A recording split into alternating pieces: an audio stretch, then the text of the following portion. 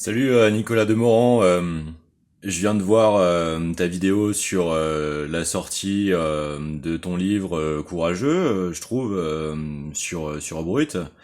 Et bon, vu que je t'ai un petit peu nommé dans les vidéos précédentes, surtout à l'occasion de cet épisode où j'ai traversé l'Allier et où il y avait eu ce ping-pong entre nous à travers les réseaux sociaux pour que je témoigne en fait de la réalité de ce qui se passe dans ce pays par tradition d'un rapport au secret défense dans ce qui touche aux technologiques susceptibles dans une certaine paranoïa militaire de perturber certains dispositifs stratégiques. Je vais pas trop en parler parce que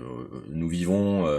dans une société où l'hypervéhiculation de l'information n'est pas forcément toujours garantie des usages vertueux, donc je vais rester quand même discret là-dessus. Je suis quelqu'un qui milite pour la revalorisation de la recherche civile, mais certainement pas un irresponsable non plus. Je témoignais surtout du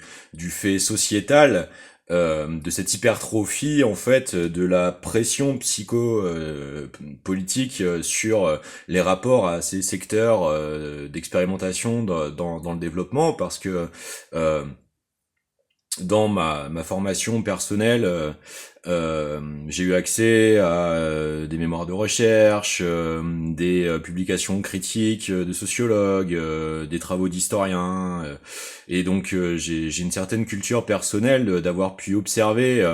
certains dégâts prolongés. Hein, c'est au minimum depuis les années 20-30. Hein, euh, la meilleure façon d'en avoir un aspect rapide, c'est les travaux de Pierre Lance, les 5 éditions de ces travaux, savant maudit, chercheur exclu, qui démontrent une certaine constance en fait d'empêchement total de développement de technologies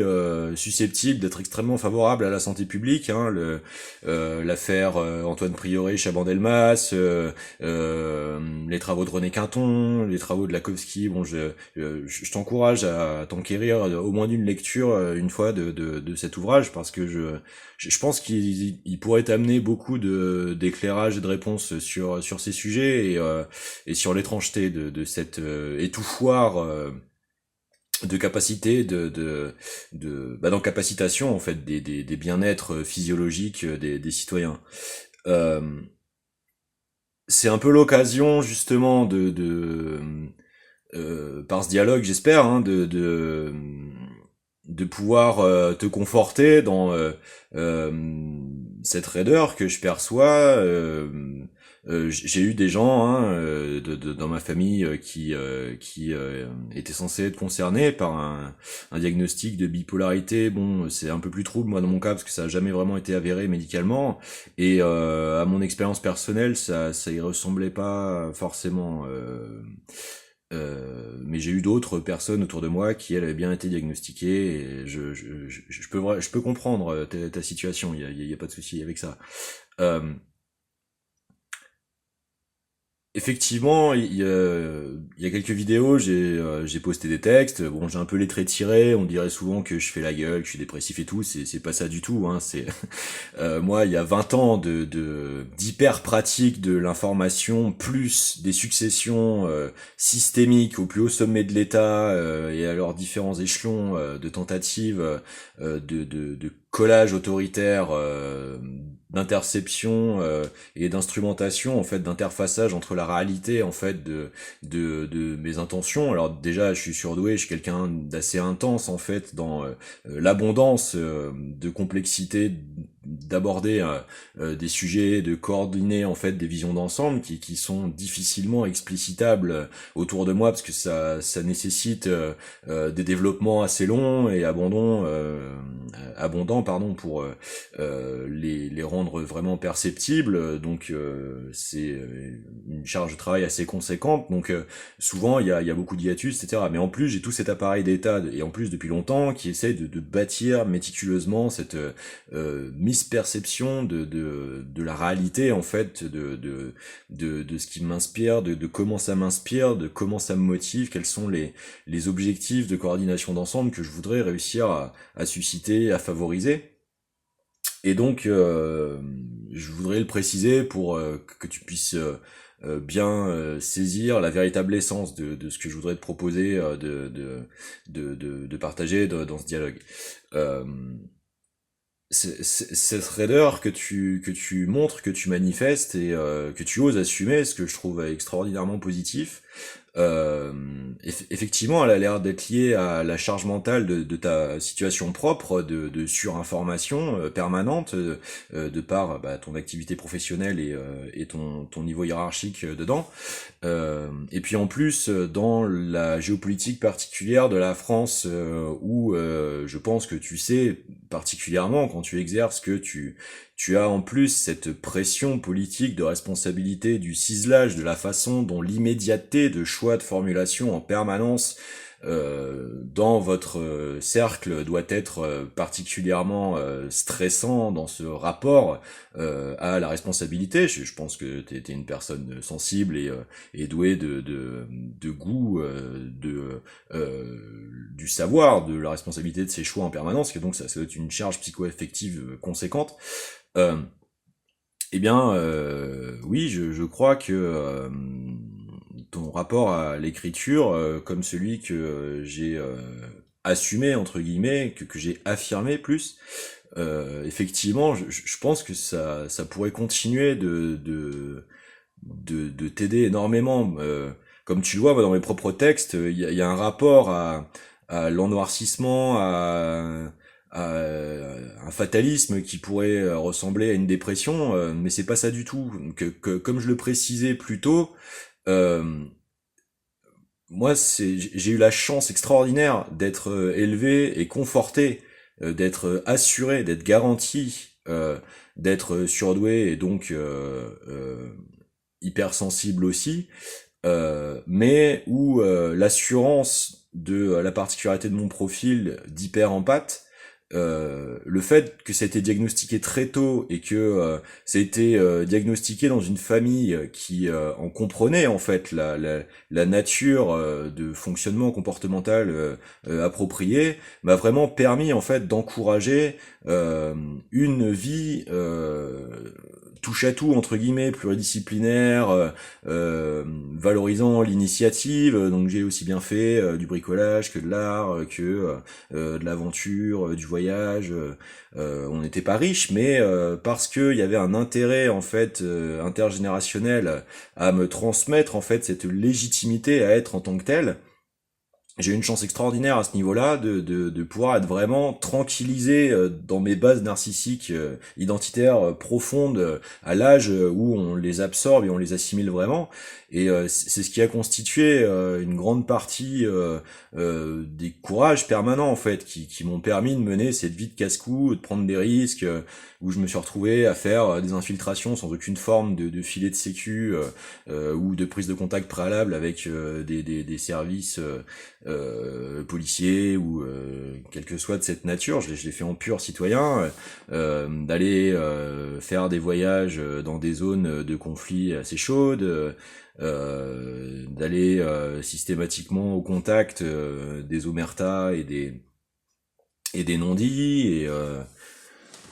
et de tout un tas de choses que je vais pas forcément expliciter parce que il s'agit de ne pas stimuler les animosités, mais de permettre en fait les convergences autour du sens profond, parce que justement je crois que cette atomisation et ces différentes géostratégies occultes qui sont destinées à un ressentiment contre l'histoire de France, souvent à raison, hein, dans les rapports postcoloniaux, etc. Cherche quand même à stimuler cet éclatement du corps social, hein, de l'appartenance générale du corps social d'être français, hein, au-delà les alternances et les maisons politiques respectives. Et donc, c'est dans cet esprit aussi que je voudrais continuer d'alimenter ces quelques propositions. La peinture aussi, le dessin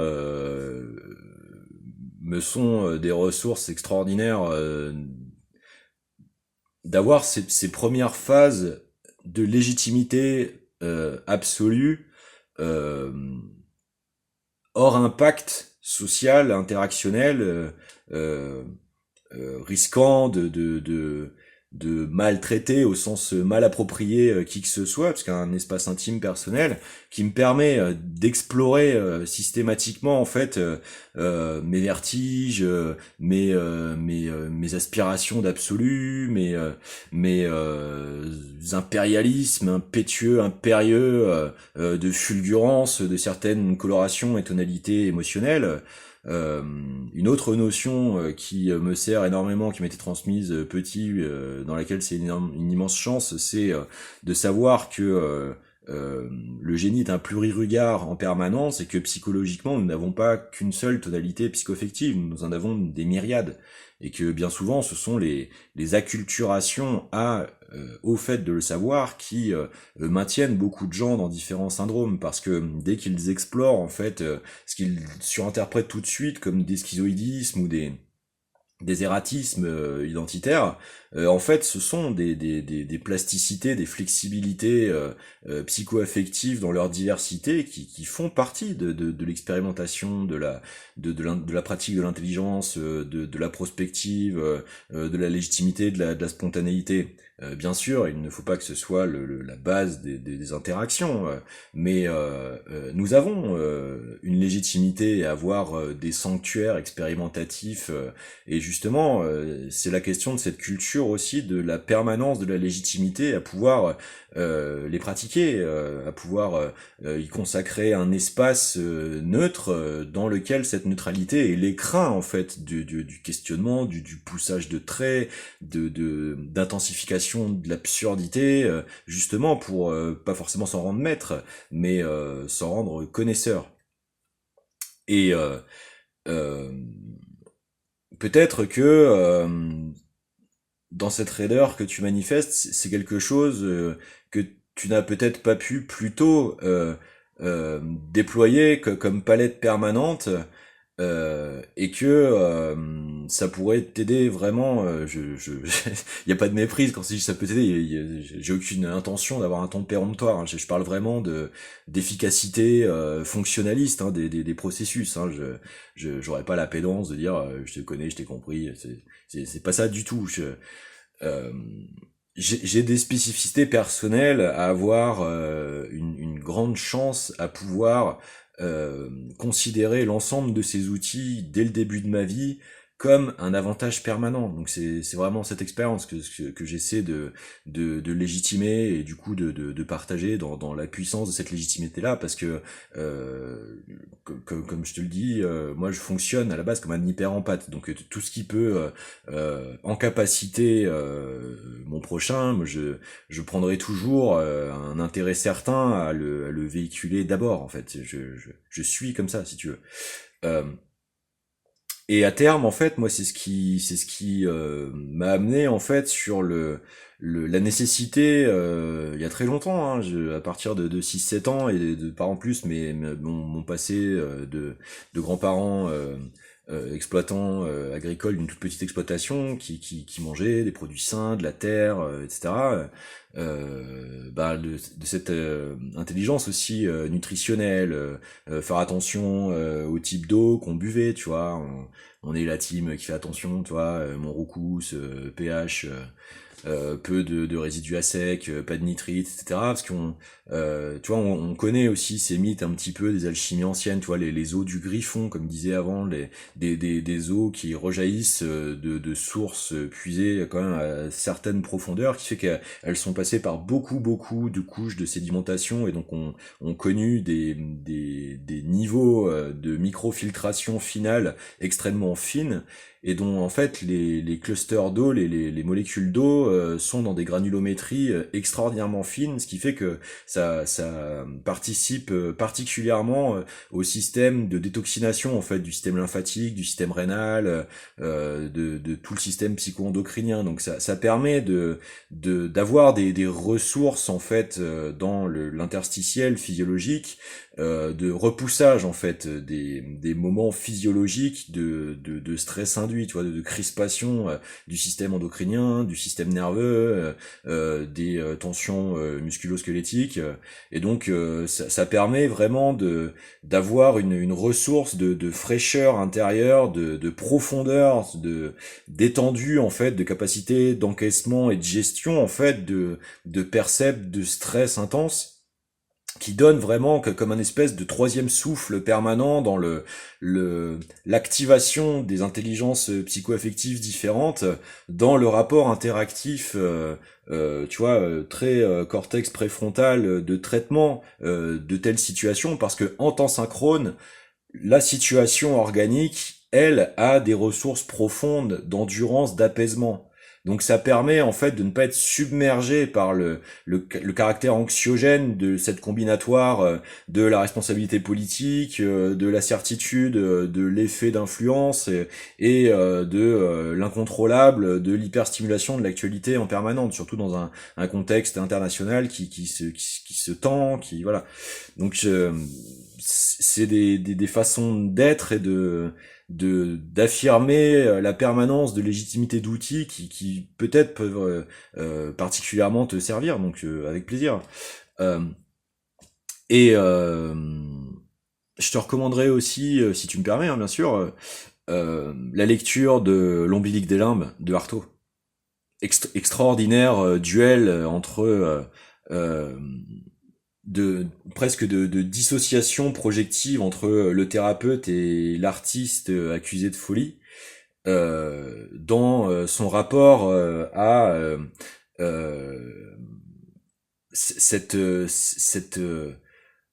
magnificence de la résurrection permanente de l'insoupçonné face au déni et à l'impensé d'une prédation ultra inquisitrice de la médecine ultra fonctionnaliste, et vraiment un vertige incroyable de une question centrale de société qui s'est déjà réglée il y a des décennies,